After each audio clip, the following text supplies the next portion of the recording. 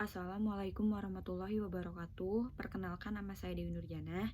Saya dari Prodi Akuntansi.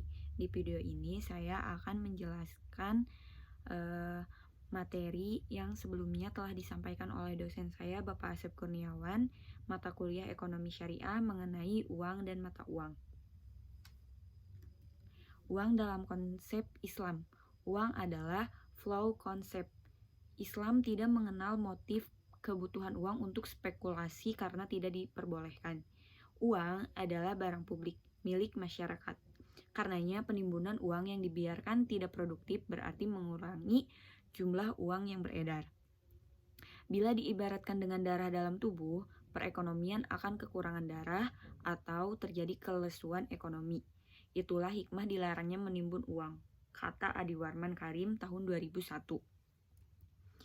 Dua syarat penggunaan benda sebagai uang. Yang pertama, persyaratan psikologis, yaitu benda tersebut harus dapat memuaskan bermacam-macam keinginan dari seseorang yang memilikinya, sehingga orang-orang tersebut mau mengakui dan menerimanya. Kedua, syarat teknis adalah syarat yang melekat pada uang, di antaranya tahan lama dan tidak mudah rusak, mudah dibagi-bagi tanpa mengurangi nilai, mudah dibawa, nilainya relatif stabil, jumlahnya tidak berlebihan, terdiri atas berbagai nilai nominal. Fungsi uang. Uang sebagai ukuran harga. Ini merupakan fungsi uang yang terpenting. Uang adalah satuan nilai atau standar ukuran harga dalam transaksi barang dan jasa yang memudahkan terlaksananya kegiatan ekonomi masyarakat. Al-Ghazali berpendapat uang adalah ibarat cermin. Dalam artian, uang berfungsi sebagai ukuran nilai yang dapat mempleksikan harga benda yang ada di hadapannya. Nah, terus ada uang sebagai media menyimpan nilai. Uang sebagai store of value berarti uang adalah cara mengubah daya beli dari masa kini ke masa depan. Kemudian fungsi uang sebagai alat tukar atau medium of exchange. Ini adalah fungsi pokok dari uang. Dengan uang sebagai alat tukar, seseorang dapat memperoleh atau barang jasa yang sesuai dengan kebutuhan atau yang diinginkannya. Tidak seperti sistem barter pada zaman dahulu. Terus ada fungsi uang sebagai alat penundaan pembayaran atau standard of deferred payment. Transaksi-transaksi barang dan jasa seringkali dilakukan dengan pembayaran tertunda atau kredit. Misalnya, seseorang penjual jas di pasar, lalu datanglah seorang pembeli, tetapi pembeli tersebut tidak membawa uang yang cukup. Maka penjual menjualnya dengan sistem kredit atau taksid dalam Islam. Fungsi ini dapat dilakukan dengan bijak jika nilai uang tetap stabil. Terus, perbedaan fungsi uang menurut ekonomi dan kapitalisme. Dalam sistem kapitalisme, uang tidak hanya sebagai alat tukar yang sah, melainkan juga sebagai komoditas. Menurut sistem kapitalis, uang juga dapat diperjualbelikan dengan kelebihan, baik on the spot maupun secara tangguh. Hadirnya uang dalam sistem perekonomian akan mempengaruhi perekonomian suatu negara yang biasanya berkaitan dengan kebijakan-kebijakan moneter. Pada umumnya, analisis ekonomi suatu negara ditentukan oleh analisis atas ukuran uang yang beredar. Menurut Keynes, orang mengatur uang atau asetnya dipengaruhi oleh 3 hal. Yang pertama, money demand for transaction atau permintaan uang untuk transaksi. Yang kedua, money for precautionary atau permintaan uang untuk berjaga-jaga. Dan yang ketiga, money demand for speculation, permintaan uang untuk spekulasi. Nah, dalam Islam, uang hanyalah sebagai medium of exchange. Uang bukan suatu komoditas yang dapat diperjualbelikan. Satu fenomena penting dari karakteristik uang adalah uang tidak diperlukan untuk dikonsumsi. Uang juga tidak diperlukan untuk dirinya sendiri, melainkan diperlukan untuk memberi barang yang lain sehingga kebutuhan manusia dapat terpenuhi. Dalam ekonomi Islam, sektor finansial mengikuti pertumbuhan sektor real. Disinilah bedanya dengan ekonomi konvensional, yang memisahkan antara sektor ekonomi dan sektor finansial dan sektor real. Akibat keterpisahan itu, maka arus uang atau moneter berkembang dengan cepat sekali, sementara arus barang di sektor real semakin jauh tertinggal. Sektor moneter dan sektor real menjadi sangat tidak seimbang. Klasifikasi uang. Pertama, uang barang atau commodity money. Uang barang adalah alat tukar uang yang memiliki nilai komoditas atau bisa diperjualbelikan apabila barang tersebut digunakan bukan sebagai uang. Namun, tidak semua barang bisa menjadi uang. Diperlukan 3 kondisi utama agar suatu barang bisa dijadikan uang, antara lain kelangkaan atau scarcity, daya tahan, durability, dan nilai tinggi. Maksudnya, barang yang dijadikan uang harus bernilai tinggi sehingga tidak memerlukan jumlah yang banyak dalam melakukan transaksi. Terus ada uang logam, metallic money. Sejalan berubahnya zaman, uang komoditas atau uang barang dianggap mempunyai banyak kelemahan. Di antaranya uang barang tidak memiliki pecahan, sulit untuk disimpan dan sulit untuk dibawa atau diangkut. Kemudian manusia mulai memikirkan alternatif lain untuk membuat suatu barang lain yang bisa digunakan sebagai uang.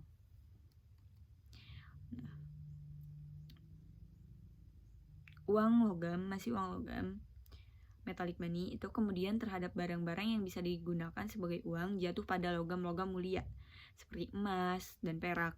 Ada sejumlah alasan mengapa emas dan perak dipilih sebagai uang. Kedua logam tersebut memiliki nilai tinggi, langka, dan dapat diterima secara umum sebagai alat tukar. Kelebihan lainnya, emas dan perak dapat dipecah menjadi bagian-bagian yang kecil atau partikel-partikel yang kecil dengan tetap mempunyai nilai yang utuh. Selain itu, logam mulia ini juga tidak mudah susut dan tidak mudah rusak. Kemudian ada uang giral, deposit of money. Uang giral adalah uang yang beredar pada bank yang dapat diambil oleh si pemegangnya sewaktu-waktu. Nah, uang giral muncul dari gagasan masyarakat seiring dengan perkembangan perbankan. Uang kertas yang dirasa mempunyai kelemahan dalam menyelesaikan transaksi-transaksinya, terutama untuk transaksi dalam jumlah yang besar, di mana sejumlah uang kertas harus dibawa-bawa, sehingga menimbulkan resiko tertentu keadaan yang tidak praktis. Maka uang giral muncul untuk menyelesaikan transaksi-transaksi perdagangan terhadap jasa perbankan akan semakin besar dan mereka semakin banyak memerlukan uang giral. Uang giral, keuntungan dari uang giral sebagai alat pembayaran adalah yang pertama, kalau hilang dapat dilacak kembali sehingga tidak bisa diuangkan oleh yang tidak berhak. Kedua, dapat dipindah tangankan dengan cepat dan ongkosnya yang rendah. Ketiga, tidak diperlukan uang kembali sebagai cek, dapat ditulis sesuai dengan nilai transaksi. Kemudian ada uang kertas, token money. Ada beberapa keuntungan penggunaan uang kertas, di antaranya biaya pembuatan rendah, pengirimannya mudah, penambahan dan pengurangan lebih mudah dan cepat, serta dapat dipecah-pecahkan dalam jumlah berapapun. Namun, kekurangan uang kertas juga cukup signifikan. Antara lain, uang kertas ini tidak bisa dibawa dalam jumlah yang besar, dan karena dibuat dari kertas sangat mudah rusak, gampang dirobek. Uang kertas dalam perspektif Islam. Pada saat Nabi Muhammad Sallallahu Alaihi Wasallam diutus sebagai nabi dan rasul, beliau menetapkan apa yang telah menjadi tradisi penduduk Mekah. Dinar emas dan dirham perak serta uang logam, uang tembaga sebagai mata uang yang berlaku. Sejak zaman Rasulullah Sallallahu Alaihi Wasallam, mata uang tersebut terus digunakan dalam transaksi berbagai kebutuhan dan perdagangan hingga muncul mata uang kertas, paper money, tepatnya setelah Perang Dunia I pada abad tahun 1914 Masehi. Semenjak itu, banyak negara tidak lagi mempergunakan dinar, emas, dan dirham sebagai mata uang dan alat tukar. Meskipun sebagian negara tetap menggunakan nama dinar untuk mata uang negara seperti negara Kuwait, namun dinar berbentuk uang kertas. Islam menentukan mata uang tertentu untuk dijalankan oleh umat muslim. Rasulullah Shallallahu Alaihi Wasallam menyebutkan dinar dan dirham sebagai mata uang yang harus dipraktikkan. Ketika uang kertas telah menjadi alat pembayaran yang sah, uang tersebut harus dilatar belakangi oleh emas, maka kedudukannya dalam hukum sama dengan kedudukan emas dan perak yang pada waktu Al-Quran diturunkan, tengah menjadi alat pembayaran yang sah. Karena itu, riba berlaku pada uang kertas. Uang kertas juga diakui sebagai harta kekayaan yang harus dikeluarkan zakatnya, dan zakat pun sah dikeluarkan dalam bentuk uang kertas. Begitu pula ia dapat digunakan sebagai alat pembayaran mahar. 4. Pendapat pengambilan inti nilai dan tingkatan nilai yang disandarkan pada nakdain. Pendapat pertama, uang kertas disamakan dengan fulus, yaitu alat jual beli yang terbuat dari selain emas dan perak. Pendapat kedua, uang kertas merupakan ganti rugi uang emas dan perak dan menempati posisi sebagai pengganti emas dan perak secara mutlak. Ketiga, uang kertas mempunyai sifat samaniyah atau nilai, akan tetapi nilai yang terkandung di dalam uang kertas tidak sama dengan nilai yang ada pada nakdain. Selanjutnya mereka menambahkan bahwa uang kertas bukan emas dan perak, melainkan diberi sifat samaniyah. Yang keempat, uang merupakan mata uang tersendiri seperti halnya emas dan perak yang mempunyai nilai tukar dan dipergunakan sebagai alat tukar, serta menduduki posisi emas dan dinar, perak. Mungkin itu saja yang dapat saya sampaikan dalam video ini. Semoga dapat bermanfaat bagi kita semua. Terima kasih. Wassalamualaikum warahmatullahi wabarakatuh.